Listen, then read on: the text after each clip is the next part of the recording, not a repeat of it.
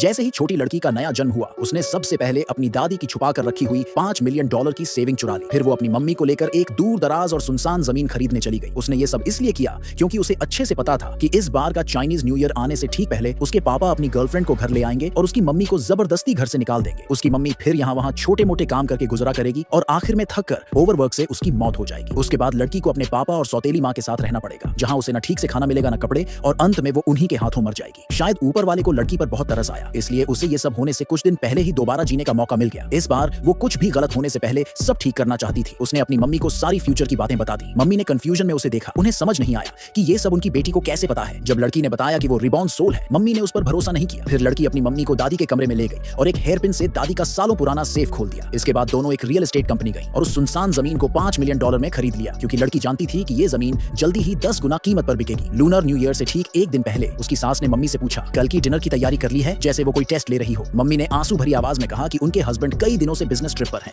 और अभी तक घर नहीं लौटे। उन्हें डर है कि शायद उनका अफेयर चल रहा है, इसलिए उनका मन नहीं है कुछ भी प्रिपेयर करने का। सास ने उसे समझाया कि ज्यादा मत सोचो और जल्दी से खाना बना लो। मम्मी तो चाहती थी कि सास मदद करे, लेकिन सास ने अचानक अपनी कमर में दर्द का बहाना बनाकर कमरे में वापस चली गई। मम्मी को पता था कि सास झूठ बोल रही है, पर उसे लगा कि अभी सच बताने का टाइम नहीं आया है। फिर मम्मी ने सास से थोड़े पैसे मांगे ताकि त्योहार के लिए कुछ सामान खरीदा जा सके। सास ने उसे $200 दिए और बोली, ये मैंने कबाड़ बेच के बचाए हैं, इससे कुछ चीजें खरीद लो। फिर जाने से पहले सास ने मम्मी को थोड़ा रोका और वापस अपने कमरे में चली गई। अब जाकर औरत को अपनी बेटी की बातों पर यकीन हुआ। उसे समझ आ गया कि उसका पूरा परिवार उसे बस एक फ्री की मेड समझता था, वो भी न्यू ईयर की रात को। औरत ने बीमार होने का बहाना बनाकर बाहर से $200 का खाना ऑर्डर करने की बात कही, लेकिन उसकी सास ने कहा कि बाहर का खाना गंदा होता है और उसे खुद ही खाना बनाना चाहिए। औरत ने साफ मना कर दिया और पूछा कि भाभी से क्यों नहीं कहती खाना बनाने को। सास ने कहा कि भाभी की अच्छी जॉब है, सैलरी भी हाई है और उसने पहले बच्चे में ही एक बेटा पैदा किया है, जबकि तू कई साल से शादी में है और अब तक सिर्फ एक बेटी ही हुई है। तुझे तो बस खाना बनाना, कपड़े धोना और घर साफ करना ही आता है। ये सुनकर औरत को साफ समझ आ गया कि उसकी सास ने कभी उसे अपना परिवार नहीं माना। तभी भाभी ने गुस्से में टेबल पर हाथ मारा और खड़ी हो गई। बोली कि अपनी औकात पहचानो और जल्दी से खाना बनाओ। औरत धीरे धीरे भाभी के पास गई और एक शब्द बोले बिना डाइनिंग टेबल को पलट दिया। उसी मोमेंट उसके पति